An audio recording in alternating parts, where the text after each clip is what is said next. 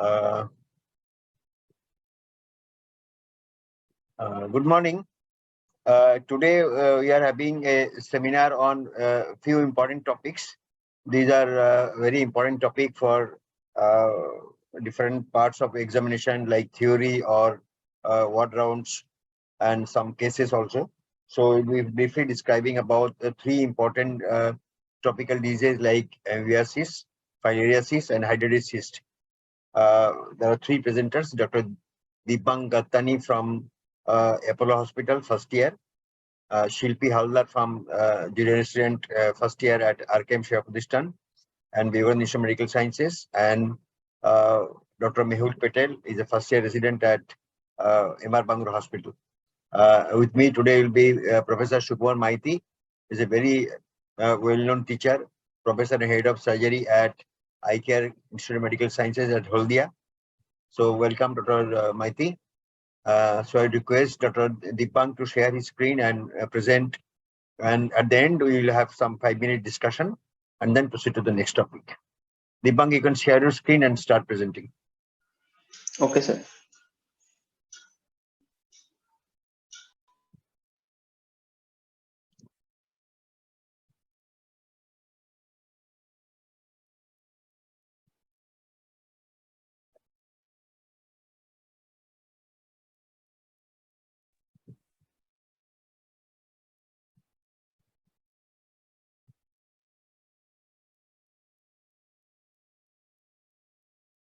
Deepang, you are muted. You are not audible.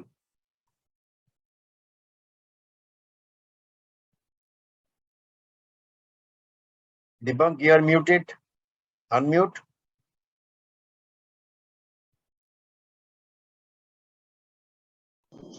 Yeah. Good morning, everyone. I am Dr. Divyang Gattani, first year DNB surgery resident in Apollo Multispecialty Hospital, Kolkata. Today, my topic of discussion is amoebiasis. Amoebiasis is caused by Entamoeba histolytica, a parasitic protozoan. Most commonly, it is a symptomatic carrier state. It's caused by Entamoeba dispar, and mild disease is caused by Entamoeba moschkowski. Entamoeba histolytica mostly causes an invasive disease. Mode of infection is fecal-oral route via food or water contaminated with cyst, which is most commonly ingested directly via hand to mouth and by agency of flies or cockroaches, and it may spread also by sexual route, by ororectal route. Epidemiological determinants are host factors like stress, alcohol, decreased immunity, corticosteroid therapy, malnutrition, immunosuppressive drugs, and alteration in bacterial flora. Agent factor like virulence of the organism is dependent on adherence and colonization, enterotoxin production, contact-dependent cell lysis, proteolytic enzyme secretion like cysteine proteinases, hemolysin, phospholipases, amoeba pores. And environmental factors like low socioeconomic state, poor sanitation, sewer contamination, seasonal variation like rainy season or night soil used for agriculture may determine the infection of the Entamoeba histolytica. Pathogenesis, most commonly, it is humans are reservoir of the cyst. It is ingested in contaminated food and water, and mature cyst is ingested, which passes through the stomach and is resistant to the acid digestion. And in the alkaline pH of the small intestine, it ruptures and releases trophocytes with 4 nuclei, which is quadrinucleated cyst, divides, which migrates to the large intestine and multiply by binary fusion. And most commonly it is encysted and releases in the stool as a immature cyst or coordinated nucleate cyst. But sometimes it may cause, it may invade the intestinal mucosa and cause an invasive infection in the bloodstream, through which it causes most commonly amoebic liver abscess. As trophocyte invade the intestinal mucosa, it travels through the mesenteric, lymphatic, and veins, reaches the portal circulation, and are filtered and trapped in the interlobular veins of liver, which accumulates in the hepatic parenchyma and causes focal infarction of the hepatocyte, and it causes liquefacted necrosis. which lead to formation of multiple microabscesses and which then causes to form abscess cavity. The central cavity contains a homogeneous thick fluid, red or brown in color.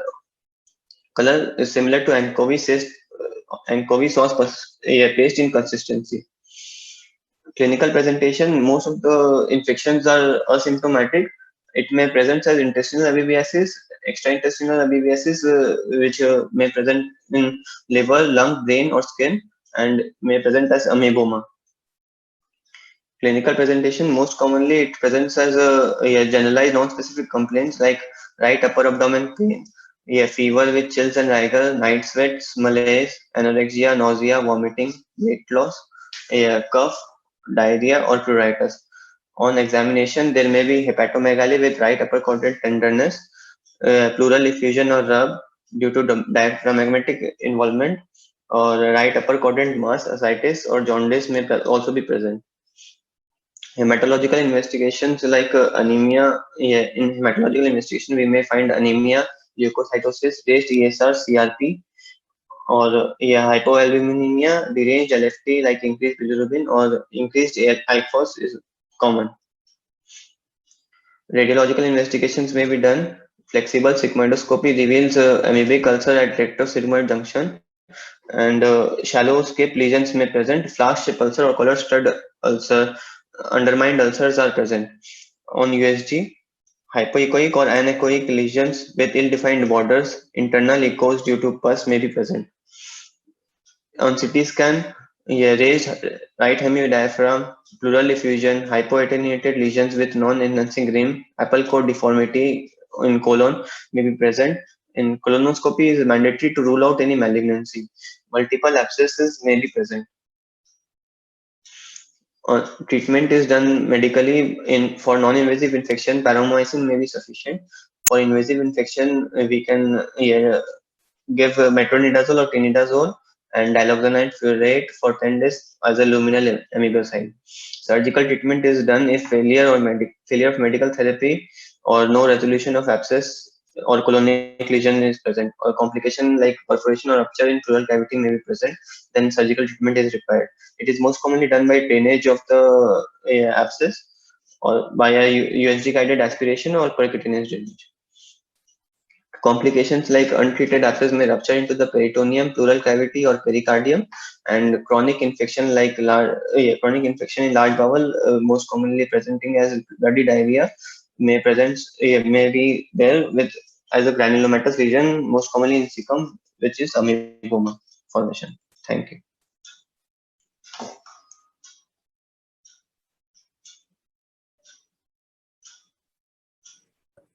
Thank you, Dibbang. Very nice presentation. And you have mentioned the important aspects on amoebiasis. And as we know that the effect of amoebiasis, systemic effect is there, but also the most common type of surgical problem we get is the amoebic liver abscess. You have rightly mentioned the clinical features. One interesting point you should also include, that is intercostal tenderness. Okay, you have mentioned that it is the right upper quadrant tenderness. Yes. But intercostal tenderness is very typical. If you get it, then you can differentiate the amoebic liver abscess from the acute cholecystitis, which is a very common differential diagnosis for amoebic liver abscess. Okay, and as the right lobe is most commonly affected, more than 70% cases, right lobe is affected. So that tenderness is invariably present in most of the cases. And if it is in the left lobe, you should also mention that the epigastric mass may be there, and there may be tenderness in that epigastric mass if it is a left lobe abscess. Okay, nicely said. Okay. Professor Saha.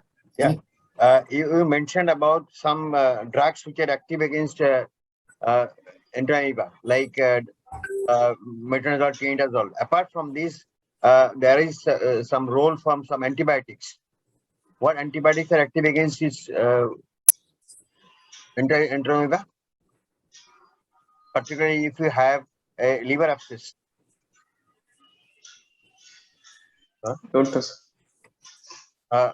See, tetracycline is a good antibiotic which acts intraluminally in the intestine, particularly intestinal amoebiasis. Tetracycline is a good antibiotic which is active against entamoeba. Chloroquine may be used. Yes, that's what I'm saying. Just don't say, because you said seminar, na? You should discuss all the other drugs which are being used, and then most of these patients may have secondary infection, actually the primary amoebic infection. In that case, he might need to use other antibiotics. Okay, and then regarding the drainage, one is most of the patients are managed with percutaneous drainage. But if the patient has got a rupture of the abscess, how do you manage? There is rupture of the abscess in the peritoneal cavity. What should be the optimal management? This patient presents in emergency. Probably This laparotomy. has got peritonitis. Yes, either you go for laparotomy straight away, or now with good laparoscopic facilities, you can do a laparoscopy, you can drain, you can lavage the peritoneal cavity and put a drain in the abscess cavity. Okay, so the other other situations where amoebiasis may be complicated. Okay, how does the amoeba form? What is the mechanism? How a mass forms in the iliac fossa, and you say this might be amoeba. How do you differentiate this from malignancy? Mostly by collection of the trophocyte in the cecum. Trophocyte is microscopic structure. You are palpating a lump. What happens? The granulomatous inflammation around the trophocyte lead to the formation of a mass, which may be diagnosed by biopsy or aspiration from some clinical pointers. You see, sometimes right lower quadrant mass. Right quadrant mass is yes, that is also present in CSECM. But what is the typical history that patient has this history and you suspect it might be a amoeba? Probably the alcoholic history or any risk factors leading to the patient who has got existing history of intestinal amoebiasis. You said already. Patient may have non-specific vague abdominal pain. Patient may have passage of mucus with stool. Okay, dysentery-like symptoms. So if the patient has these symptoms, you may suspect. But sometimes it is very difficult to differentiate from malignancy. One has to keep in mind that amoeba is a diagnosis which is coming by exclusion. Yes. Okay. Okay. Okay. Debunk another thing. This amoeba. Which is the common site for amoeba? Cecum, most commonly in cecum. And you have not mentioned that typical appearance of the ulcer which occur in intestinal amoebiasis. Thus, in exam, sometimes they ask as what is the nature, what is the type? Flash shape ulcer or collar stud ulcer. Yes. And bronchial amoebiasis and cutaneous amoebiasis, that should also be mentioned. Cutaneous amoebiasis is a condition which we used to see in previous years in our image days after drainage of the amoebic liver abscess with a Medicort catheter or Foley's catheter. Sometimes we used to get the lesion in the skin around the drainage site. Okay. Another drug which is now obsolete because of its complication, it may be asked in the exam, that is dihydroemetine. That is very effective in the treatment of amoebiasis, but because of some complications, it is now withdrawn. But it is a very effective drug.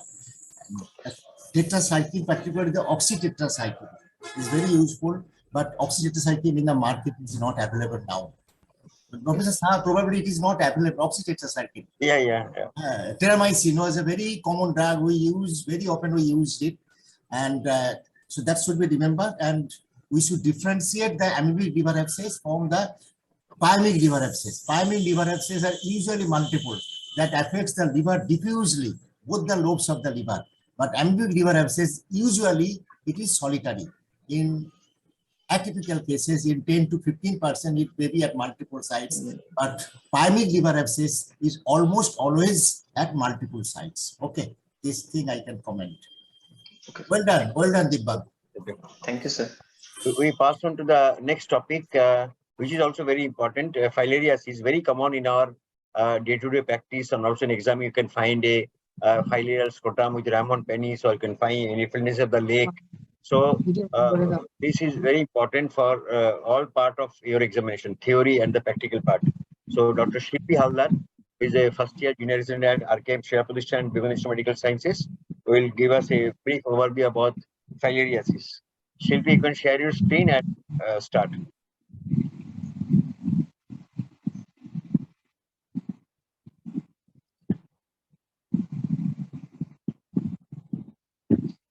Shilpi, share your screen. Yes, sir.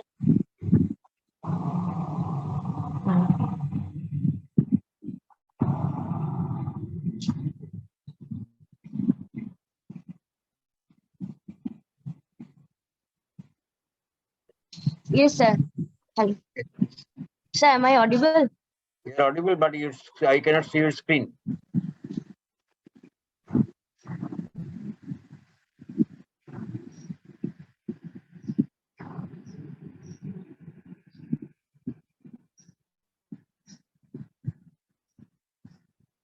Debunk, you unshare, eh? Debunk, you unshare so that Shilpi can share her screen.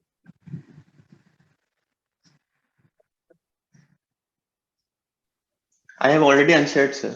Okay. Shilpi, you click on the share screen option.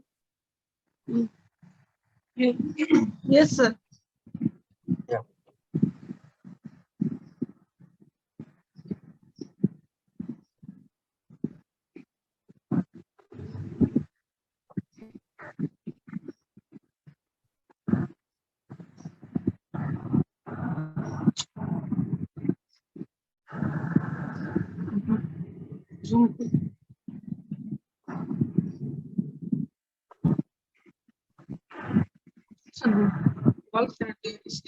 Sir, there is some here, sir. If you just sort it out, we pass on to Mehul for presentation on Hydatid. You just sort it out. Dr. Mehul, you can start. Mehul is a first year junior resident at MR Bangur Hospital. He will speak on Hydatid, another common tropical disease caused by a important parasite. Okay, Mehul, you could share your screen, and in the meantime, Shilpi will just sort it out. Yes, sir. Yes, sir.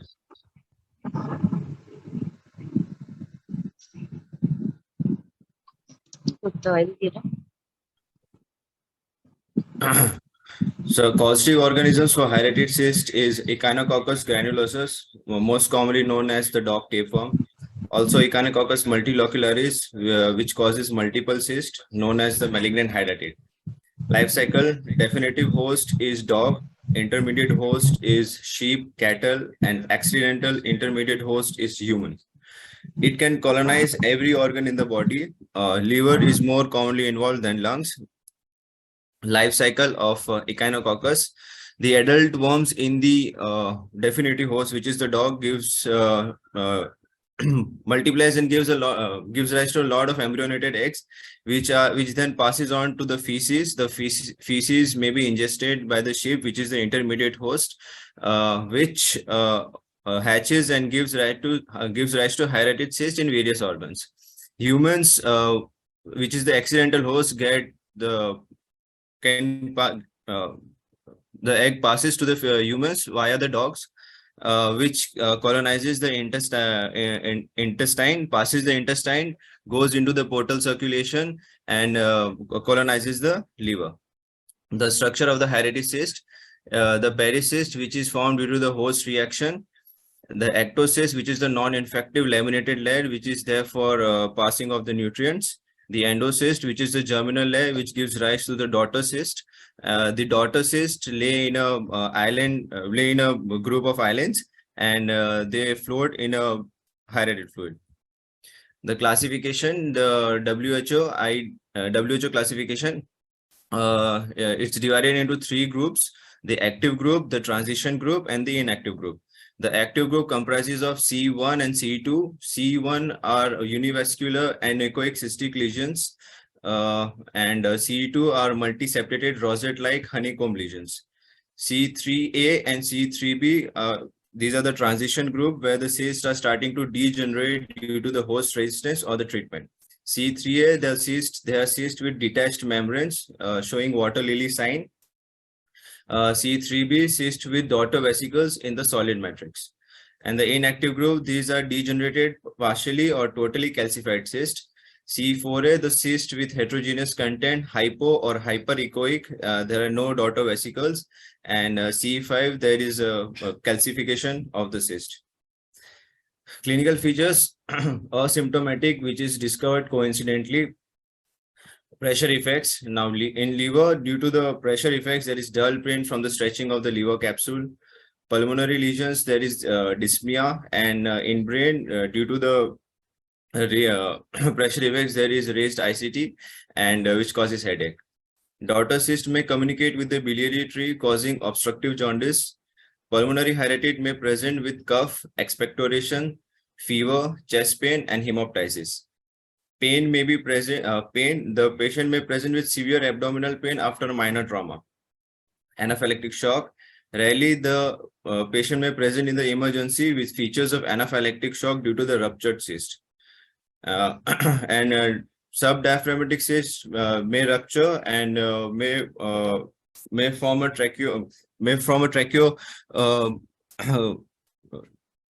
tracheobronchial connection, and the patient might cough up whitish material with which contains cholecyst. For diagnosis, we look into the history. The patients coming from the farming committee, sheep rearing committee, they are more prone to these diseases. There is raised eosinophil count. LFT is to be looked into. Serological tests which are done are ELISA, anti-echinococcus IgG antibodies, and immunoelectrophoresis, which depends on the formation of specific arc of precipitation, and immunoblotting. Imaging studies done are X-ray, USG, and CT. First line is USG, which will show space occupying lesion with smooth outline with septa. CT scan indications are subdiaphragmatic location, disseminated disease, extra abdominal location, complicated cyst, and for pre-surgical evaluation. MRCP is done for cystobiliary communication. And Cassoni's intradermal test, which is a hypersensitivity test, which is not done nowadays. Treatment. The goal of the treatment is to remove the entire parasite, removal of the residual cavity, and diagnosis and treatment of biliary fistula. The first line treatment we do is PAIR. PAIR, the full form is P for puncture, which is USG guided. We do USG guided puncture of the cyst, aspiration of the hydatid fluid, and then injection of scolicidal agents like 70 to 95% ethanol, 15 to 20% hypertonic saline, and 0.5% cetrimide, and then re-aspiration of the scolicidal agent. This is all done under the coverage of albendazole or praziquantel. Contraindications for PAIR is dead or calcified cyst, deep-seated cyst, impending rupture, extrahepatic cyst, multiloculated cyst, and cystobiliary communication. Medical management is done with albendazole and mebendazole. It impairs the glucose uptake by the parasite. Albendazole is given as 10 mg per kg, which are divided into 2 doses with meals. Indications for medical management: WHO grade C1 and 3A, which are less than 5 centimeter, unoperable cases, and those cases who are unwilling to go for surgery, peritoneal cysts, and to prevent recurrence post-surgery or post-PAIR. Contraindications for medical management: pregnancy, uncomplicated CE4 and C5, and bone marrow depression. Other surgical approaches which are done are cystopericystectomy with omentoplasty. For multiple cysts, liver resection may be done, especially if they are in the periphery. Capitonage, spiral suturing of the cavity is done. And in laparoscopic management, marsupialization of the cyst and removal of the endocyst with daughter cyst is done. For pulmonary hydatid, the mainstay of treatment for pulmonary hydatid is surgical. The principle is here to preserve as much as lung tissue possible. Surgeries done is capitonage, pericystectomy, segmentectomy, and occasional pneumonectomy. Thank you, sir.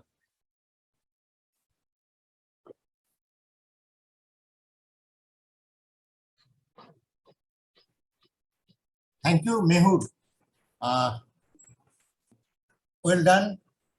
And regarding your structure of the hydatid cyst, you have mentioned thing, but the term brood capsule, the term is also be mentioned. What is brood capsule?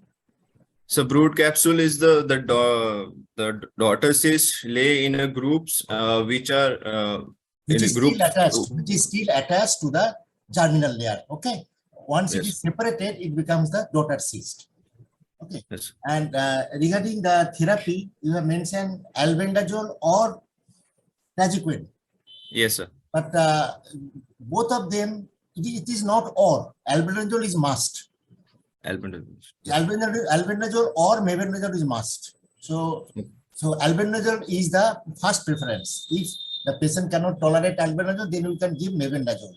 And praziquantel is usually given in the post-surgical patient to prevent the recurrence. Yes, sir. And Yes. you have mentioned the different option in the treatment of hydatid cyst. So can you do a cystogeginostomy in some of the cases? Cystogeginostomy. So Remember, yes, in some of the cases or rarely, it is another option when the cyst is very deeply situated. When on marsupialization or in the cyst, some noise is coming. I request others to mute their microphone. Some noise is coming. Yes, yes. Okay. Dr. Rupesh, any queries? Some noise coming. Yes. Other people please mute. Other people please mute. Remember the hydatid cyst. It may stick to the other sides in the peritoneal cavity, pericardial cavity. Dr. Rupesh, please mute. Dr. Rupesh, please mute yourself. Dr. Rupesh. Okay.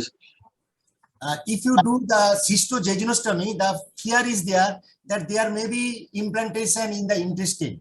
But incidentally, it is recorded, it is observed that these hydatid cysts will never implant in the wall of the intestine, in the mucous membrane. So that option, though it is there, though it is rarely done. Okay. Yes. So after Yes. the removal of the content of the hydatid cyst, how you will manage the cavity? So we can do spiral suturing of the cavity. Okay. Or we can do Yes. Continue. We can also do omentoplasty, sir. Okay. So omentoplasty is one option. Another option is as the transverse colon is occupying the upper part of the intestine, some Yes. omentum may be insufficient to fill the cavity. So in that case, the omentum along with transverse colon, taking care that there is no kinking of the transverse colon, you can push the transverse colon along with the greater omentum into the cavity. Though there is another option of filling the cavity with the jejunum and ileum, but that option is not preferred because the chance of intestinal obstruction is much more if you push the small intestine into the cavity. Okay. Okay, thank you, Okay. Dr. Saha. Dr. Mehul, I am very fond of asking students about the structure of a adult parasite. You have not described that. You have shown the picture, but if you see the adult worm, how do you describe the adult worm? It consists of Right. what? So it has the head, the scolex, Head is the polycis, number one. then And the then called proglottids. neck. Oh, then the neck, then the proglottids, sir. No. How many segments? 3 segments, sir. 3 to 4 segments. 3 What to is the 4 characteristic of the last segment? So there's a shed off, and this contain The last segment is described as gravid segment. gravid segments. Okay. It contains a Eggs. mature ova. Oh, It's a mature ova which is covered by a chitinous shell. Okay. yes. So this is the adult worm. Where does the adult worm live in dog? Which part of the So intestines, sir, ileum. not in the small, not ileum, small intestine. It's in the small intestine. Small Okay. intestine. So it may be in the proximal jejunum or ileum. So this, how does this adult worm remains there, not being washed off? So they are attached to the villi of the dogs. Through the hook. with the scolex. Through the head. Through the hairs. Through the scolex. Through the scolexis. Okay. So how does a man get the infection? So through the dogs, close contact with dogs, through dog feces. Apart from this, handling of dog is one source. Another source is uncooked vegetables. Uncooked vegetables. Uncooked vegetables. Okay, these vegetables brought from the field may be contaminated with the stool. Okay. Okay. And you mentioned about the different sites of hydatid cyst, but you keep in mind that hydatid cyst, like tuberculosis, again a universal disease. Once it goes to systemic circulation, you will find a lot of reports of hydatid cyst coming in different locations. Okay, we have seen hydatid in the thigh, in the parietes, okay, and other important site you have already described. Okay, while doing surgery, how you need to take some precaution, because if you don't take precaution, there is spillage of this hydatid fluid. It can cause disseminated peritoneal hydatidosis afterwards. And what should be the optimal therapy with drugs before you take up for surgery? Will you take all patients surgery straight away or give some period of medical treatment, and why? So we would give some period of medical treatment for the cysts which are small, sir. Small cysts which can singular cyst small cyst may be curative with medical treatment. For large cyst, you need to give the patient at least 2 to 3 months of anthelmintic therapy, because this will sterilize the cyst. Even if there is some spillage, this cyst may not be being a viable scoliosis or the daughter cyst. Okay, that should be there. You should give a course of albendazole therapy and then plan for surgery, because unless patient is having a rupture, there is no urgency for operation. You can always wait. Yes. How do you prevent the spillage during surgery? You suppose you are doing a laparoscopic or a open surgery. Idea is to expose the cyst, and then what do you do? How do you prevent the spillage? Because if you just make incision on the cyst wall, the fluid will spill out. What do you do actually? What do you do? Have you seen a surgery of hydatid cyst? No, sir. No. Okay, it might be seeing sometime. So what you do is you expose the site of the operation, keep mops soaked in Savlon solution, and pack all the area around. And then you just don't inject scolicidal straight away. You have to aspirate some amount of fluid. You puncture the cyst and then attach a 3-way cannula. You aspirate some amount of fluid and then inject the scolicidal. Okay. And then inject scolicidal, wait for some time and re-aspirate. Once you have injected the scolicidal agent, then you re-aspirate, the cyst collapses to some extent. And now you open up the cyst, there will be no spillage. And even if there is some spillage, you have mop soaked with Savlon kept all around, so that this fluid does not spread into the remaining part of the peritoneal cavity. So that is how you prevent spillage. And if you're doing laparoscopy, there are some special trocar and cannula. One cannula is devised by Dr. Palanivellu, where you have in the cannula, it's got a very wide side channel. So what he used to do, he punctured the whole cyst through with this special trocar. And from the side trocar, you inject, aspirate, you inject scolicidal and then re-aspirate. So there will be no spillage. Okay. And you mentioned about the presentation.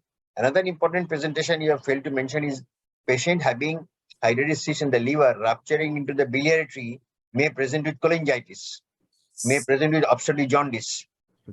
Okay. In that case, this patient needs intensive treatment. It is very difficult to clear all the cyst from the biliary tree by doing a simple ERCP. Okay, you need to think about the clearance of cyst from the bile duct, and you might need to consider for drainage also. And Dr. Michael asked you, when you consider doing a cystojejunostomy, while you have drained the cyst, remove the daughter cyst, how do you decide whether there is a biliary communication or not? What do you do in the on table? You put a clean gauze piece You put a clean gauze in the cavity, wait, and see the gauze piece, whether the gauze piece is smeared with bile stain fluid. If it is there, then you try to find out the biliary canalocula. If it is small biliary canalocula, you can overrun it. But if you find there's a large biliary communication, in that case, you just put the drain, it will continue to drain bile. In that case, you might consider to do a cystogenostomy. If there is a large biliary communication, which is more than 3 millimeter, you might need to do a cystogenostomy. Dr. Maiti, anything to add? Dr. Mehul, as Professor Shah has mentioned, one question sometimes asked in the exam, what are the causes of jaundice in a patient suffering from liver hydatid? And your answer will be, as Professor Shah has mentioned, cholangitis. If the content of the hydatid cyst enter into the biliary channel, that can produce cholangitis, fibrosis, leading to jaundice. The daughter cyst itself may enter into the CVD, that can cause obstruction of the CVD, and that can cause jaundice. Even a large hydatid close to the porta may press on the biliary extrahepatic biliary channels to produce jaundice. So these are the three important causes of jaundice in the presence of liver hydatid. Dr. Mehul, what is hydatid thrill? What is hydatid thrill? Large hydatids will give a fluid thrill, sir. Yes, if you know the answer, you just fluid thrill, how you will demonstrate it? Why it is caused? Why the fluid thrill occurs? So I'm just answering to save time. If it is a large hydatid with multiple daughter cysts floating within the cyst, if you do a tap with 3 fingers, and if you tap on the central finger, you will get feel on the other 2 fingers because of the movement of the daughter cyst within the cyst. That is the hydatid cyst thrill, hydatid thrill. What is Barrett's procedure? Oh, no, sir. Barrett's procedure is applicable for the liver lung hydatid. What is that? In case of lung hydatid, it is the operative technique is that you make an incision on the lung parenchyma. Then you ask the anesthetist to give the positive ventilation, positive pressure, and the cyst will automatically peep out through the incision site. You should not manipulate too much. It is the anesthetist's job to help you to bring the cyst out. That is the Barrett's procedure. What is another thing named after Barrett? The Barrett's esophagus. Yes, fine. And can you mention what are the other parasitic cysts you should remember in your differential diagnosis, particularly if it is a muscular cystic swelling or a cystic swelling in the organ like breast or the brain or the cysticercosis, sir. Yes, cysticercosis, cellulose, you should mention cellulose. Okay, so that is a differential diagnosis. And you have seen probably the operation for hydatid cyst. What is the commonest scolicidal agent? You have mentioned, but what is the commonest one, which is very commonly used? Hypertonic saline, sir. Hypertonic. Can you use povidone iodine? Whether povidone iodine has any? Yes, sir. Povidone iodine can also 2% povidone iodine can be used. Yes. In textbook, many textbooks may not be mentioned, but very commonly we use povidone iodine too. Okay, thank you. Thank you, Mehul, for a wonderful presentation. Thank you, sir. Thank you, Mehul. Shilpi, you could start your screen. Mehul, stop sharing. Yes, Mehul, sir. stop sharing. Yes, sir. Yes, sir. I've stopped sharing. Shilpi, you try to share screen. Yes, sir.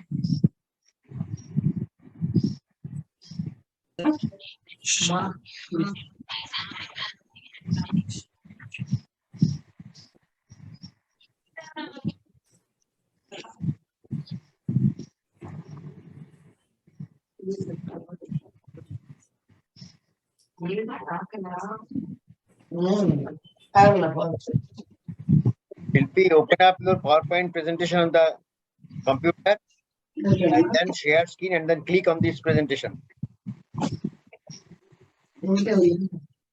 You open up the presentation first on desktop. Yes, sir. Then click on share screen.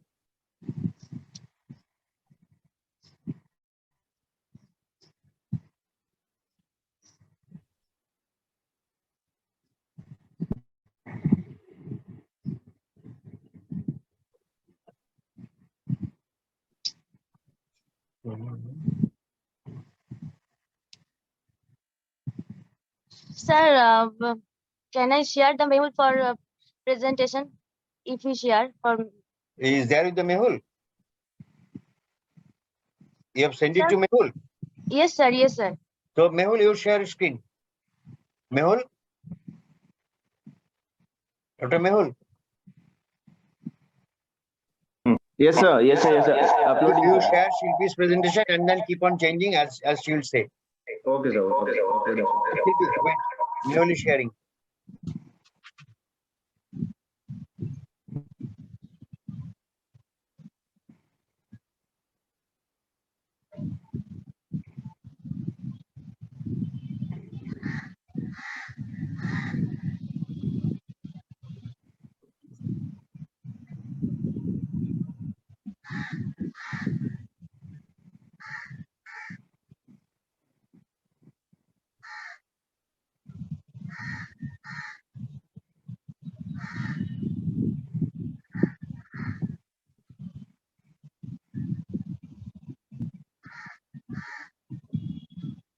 Yeah, is there?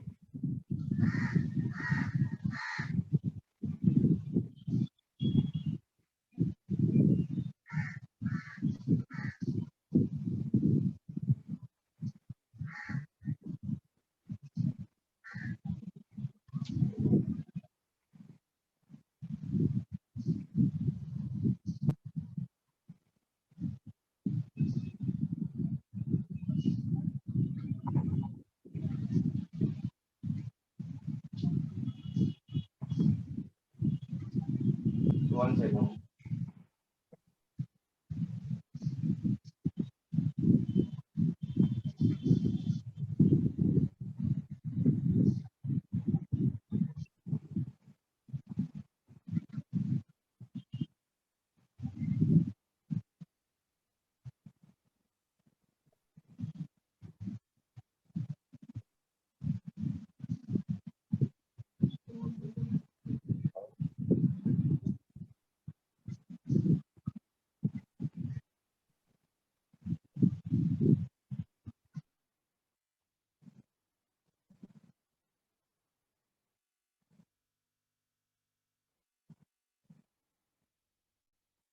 No, it's not downloaded.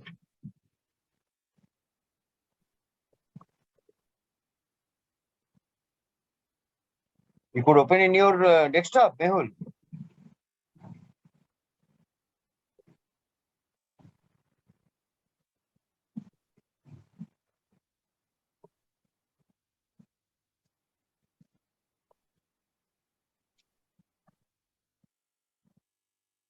Mr. Saha, Yeah. even if Silpi cannot open the slides, she can talk on Filariasis as extempore Shilpi, you sure you possible. desktop and just start.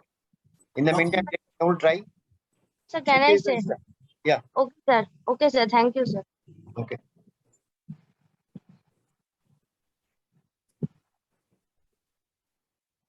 Shilpi, you start. Okay, sir. Mehul, you try to share the screen. Sir, I am. Good morning, sir. And sir, for the sorry for the error. Sir, today my topic is filariasis and its manifestation. I am Dr. Shilpi Haldar from RKM SP and first year PGT. The introduction is that filariasis is a group of disorders which is caused by filarial worms producing reactions varying from acute to chronic manifestation. So there are two types of filariasis. The one is lymphatic filariasis and another one is subcutaneous filariasis. Among the lymphatic filariasis, the organisms are the Wucheria bancrofti, Brugia melai, and Brugia timori. And among the subcutaneous filariasis, the organisms are Loa loa, Onchocerca volvulus, and Manzanella streptosarca. Now the lymphatic filariasis and the organisms. It is caused by a parasite. Okay. It is called. Shilpi, Shilpi, your presentation has come. Let them change the slides. Okay, introduction is over. Okay, sir. Come to the next slide. Mehul, yes, lymphatic filariasis. Keep the slide in the center. Yeah, Yes, Shilpi, you can continue. So lymphatic filariasis is an organism. It is caused by a parasite, Wucheria bancrofti. The female adult worm is longer than the male worm, and it has head, body, and tail, the three parts.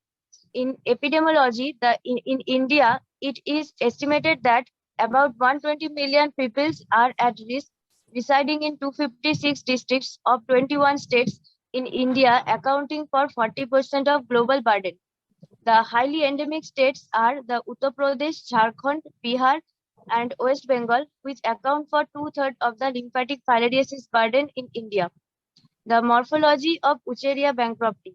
In the adult worm, the adult worms are long, slender, creamy white thread-like, filarial-shaped with tapering end, and the females are the viviparous, and they directly discharge larvae without any eggs. In larva, the first stage larva is called as microfilaria. The third stage larva is called as the filariform larva, which is the infective form for the human. And this microfilaria is the diagnostic forms and which we have found in the blood vessel. The nuclei are present throughout the body except near the head and the tail, and the nuclei are also absent in few places which represent various primordial organs like nerve ring, excretory pore, and genital cells. They show the nocturnal periodicity from 10 p.m. to 4 a.m. and this is specially due to the habit of the vectors. The Culex mosquito. The life cycle of the Wucheria bancrofti.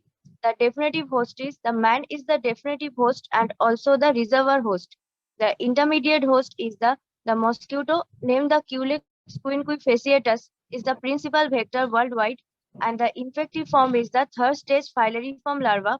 The mode of transmission is the filariform larva gets deposited in skin by the mosquito. In the life cycle, we'll see that the life cycle of the Wucheria bancrofti can be divided into two stages. One is happening in the man and another is within the mosquito.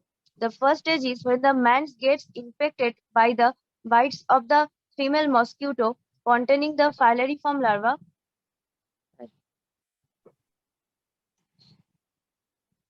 Sir, the slide. Yeah, it's coming. Yes. The man gets the infection by the bite of the infected female mosquito containing the filariform larva, and this filariform larva gets deposited in the skin and then they travel via the lymphatic vessels, and this filariform larva migrate to the local lymph node, and modeling done, the adult worms comes out in the lymphatic system and there is a mating done.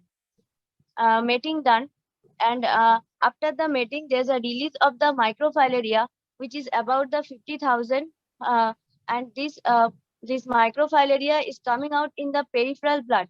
Whenever any mosquito it bites this infected person, then this microfilaria come into this mosquito and it goes to the stomach. There the exhaling done, and then from there it goes to the thoracic muscles of the mosquito, and from the thoracic muscle it here the first the second stage the first microfilaria first stage done, and then after 1 week there's a second stage of larva, and another 1 week there's a third stage of larva, and this third stage of larva or microfilaria again it goes back to the proboscis of the mosquito, and when this infected person is when this infected mosquito bites that any normal person, then it and thus it infect that person. Now the slide the previous slide, please. Previous slide. The previous slide. Go down. The previous slide. Go down. Yeah. The clinical features of filariasis, the incubation period is about 8 to 16 months. There is a 3 forms of the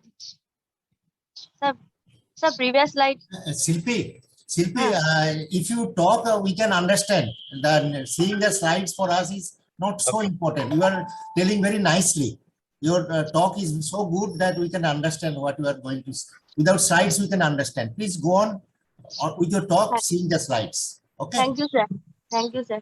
The clinical manifestations can be categorized into three: the lymphatic filariasis, the tropical pulmonary eosinophilia or occult filariasis, and immune complex mediated manifestation.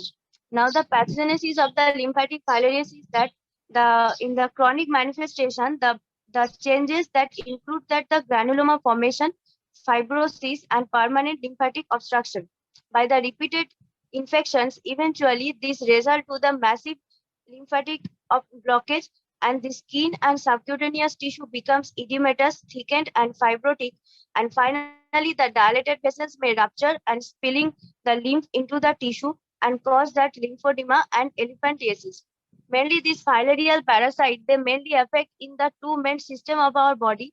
It mainly affect the endothelial cells, and which will alter the permeability of the lymphatic vessels, and which can cause that lymphatic dilatation, and on chronically it will causes that of the lymphedema and the further manifestation like hydrocele, chylocele, etc. And the later it will causes the dreaded complication, the elephantiasis, and it also affect our immune system, and which will also leads to the elephantiasis. The factors which will contribute the elephantiasis, that there will be release of certain mediators in response to inflammation, and this will like some glycosaminoglycan or proteins or like growth factors, and which will causing that the activation of the collagen fiber, and they causing the deposition of the collagen and causing the thickening of the skin, and also they create some fibrosis, and which later will develop that of the dreaded manifestation like elephantiasis. Now, the host immune response, the post-cellular and humoral immune response are altered here. The antigens of the both adult worms and microfilaria are processed by the antigen-presenting cell and presented to the helper T cells. And these helper cells are stimulated and differentiated into type 1 and type 2 cells. And this will produces this manifestation in our body. The lymphatic filarial stages, there are mainly three stages. One is the asymptomatic microfilaria. Here, the patient will be clinically silent, but the microfilaria will be demonstrated in their peripheral blood. In the acute manifestation, acute filariasis, the filarial fever, there will be high-grade filarial fever, urticaria pruritus, and also the lymphangitis, lymphadenitis, transient local edema, acute epidermoorchitis. And after the 10 to 15 years of after the acute manifestation, there will be the chronic filariasis, and this will be due to the severe lymphatic obstruction and mainly due to the fibrosis, and we'll see that the hydrocele, elephantiasis, chronic funiculitis, and epidermoorchitis, chyluria, and chylous ascites. Now, the another manifestation is occult filariasis or tropical pulmonary eosinophilia. So this is due to the hypersensitivity reaction to the microfilaria antigen in our body, and it manifests fever, nocturnal cough, wheeze, weight loss, bronchospasm, arthritis, and thrombophlebitis. Here we will not get microfilaria in the peripheral blood. In the pathology, you will see that the eosinophilic granuloma in the pathology, and the main diagnostic is that the IgE level will be high in the blood, and it mainly affect the lungs, liver, and spleen. So it may be sometimes associated with the hepatosplenomegaly and lymphadenopathy. Now, the laboratory diagnosis of filariasis, it includes that of the demonstration of microfilaria by Slide the up. thin Slide up. Slide up. the laboratory diagnosis. There are certain modalities regarding the laboratory diagnosis, and there's first is that there's a demonstration of the microfilaria by the thin or thick smear stained with GIMSA or by quantitative blood count, and the blood collected during the night hours, and mainly this is from the 10 p.m. to 4 a.m. and we will see the slide, and this if there is a tail tip is pointed or it is free from the nuclei, then the organism will be Ucheria bankrupti, and if the tail tip is blunt and the nuclei extended up to the tail tip, then it is the Brugia melli. Now, the serology, the antigen detection by the ELISA and the immunochromatographic testing, and the antibody detection by the flow through the assay using the WBSXP1 antigen, By the imaging study, we will see that filarial dun sign in the ultrasound, and it will indicate that the serpentine movement of the adult worms in the lymphatics. And in the molecular method, it is done by the real-time RT-PCR. And other methods in the blood, we'll see that eosinophilia and elevated IgE level. Now, the treatment of lymphatic filariasis, the main drugs is that the diethyl carbamazine, which is the ideally the 6 mg per kg of body weight for 12 days. But and now and another one is the doxycycline, albendazole, the 400 mg single dose. Now the management of the complication. What is the lymphedema is the main complication of this, and there is a two type of management. What is non-surgical, another one is surgical. In the non-surgical, there will be the elevation of the limb exercise, but it is not in the acute condition, and then the weight loss, the daily wearing or below knee stocking, and pneumatic compression devices, and antibiotics like antibiotics for dealing with the secondary bacterial infection, the erythromycin, the long-acting penicillin, etc. The tropical antifungal like 1% cotrimazole, the proper skin care, and the pain is relieved by the NSAIDs, and also you can use the physiotherapy for the patient. And in the surgical management, there is some excisional treatment where we generally the excision of the lymphedema done and followed by the grafting. This is the Charles operation, Homan's operation. And in the combined approach, we will go for the excision plus we'll create a communication between the superficial and deep lymphatics. And the operations are the Cyst trunk operation, Thompson's operation, and the Condolins operation. Now, the elimination of lymphatic filariasis in India, as this is a global burden for our country and worldwide. In India, the elimination of lymphatic filariasis is in operation since 2004 in parallel with global strategy. There is a two strategies employed. The comprises of the annual mass drug administration of diethyl carbamazine plus albendazole, and home-based management for lymphedema cases and upscaling of hydrocele operation. Doses that the diethyl carbamazine is given at a dose of 100 mg for 2 to 5 years, and 200 mg for 6 to 14 years, and 300 mg for greater to 15 years age, and albendazole is given 400 mg for all age group greater than 2 years. The indications are the mass drug administration is indicated in all high-risk population of 256 endemic district of India, except in children less than 2 years, pregnant women, and severely ill patient. The duration is that the mass drug administration should be continued annually for minimum 5 years, with a target of greater than 65% coverage of at-risk population. The elimination of the lymphatic filariasis, the criteria is that the number of carriers should be less than 1% for that particular for that place. The filariasis elimination after 4 years of post mass drug administration surveillance, the area is cleared as having achieved elimination status. The elimination status as of 2018, 5 states, Assam, Tamil Nadu, Goa, Pondicherry, Daman and Diu stopped mass drug administration after achieving elimination status and observing post mass drug administration surveillance activities. Now, the differential diagnosis of lymphatic filariasis, there will be some cardiac causes, malnutrition, nephrotic syndrome, liver failure, which may present as that pedal edema, then the mixed edema, trauma or deep vein thrombosis, then arterial disease, the lipodema, some drug like steroids, estrogens, and nifedipine, external compression of the veins as caused by abdominal tumor.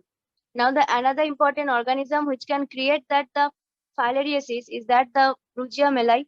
So, adult worms are essentially similar to that of the Bancrofti, except they are smaller in size. They have pointed tail tip and 2 nuclei at present at the tail tip, and which is terminal and subterminal. The clinical features are similar to the Bancroftian filariasis, except the more frequent episodes of acute adenolymphangiosis, adenitis, and filarial abscess. In chronic manifestation, the lymphedema and elephantiasis is less frequently occur, and the genital involvement is not seen here. In elephantiasis, in Bancroftian filariasis, we'll see that the leg will be swollen, but here the swelling is limited to the leg below the knee, and the chyluria does not occur here. In the investigation in microscopy, the microfilaria in blood by peripheral blood smear and the PCR. The treatment is same as Bancroftian filariasis, but therapy should be started with lower doses. It is 3 to 6 mg per kg of body weight for 12 days. Now the other subcutaneous filariasis, the organisms are lower. The manifestations are the calaver swelling, the conjunctival granuloma, edema of the eyelid leading to proptosis. The lab manifestation is that in microscopy, there is a detection of microfilaria in peripheral blood smear, the RT-PCR and antibody detection, and the treatment by diethyl carbamazine and the albendazole. In the Onchocerca volvulus, it will produce that subcutaneous nodules formations. There will be ocular involvement like bilateral conjunctivitis, which is river blindness, conjunctivitis with photophobia, punctate keratitis, snowflakes opacities, which is sclerosing keratitis, and onchocercal blindness.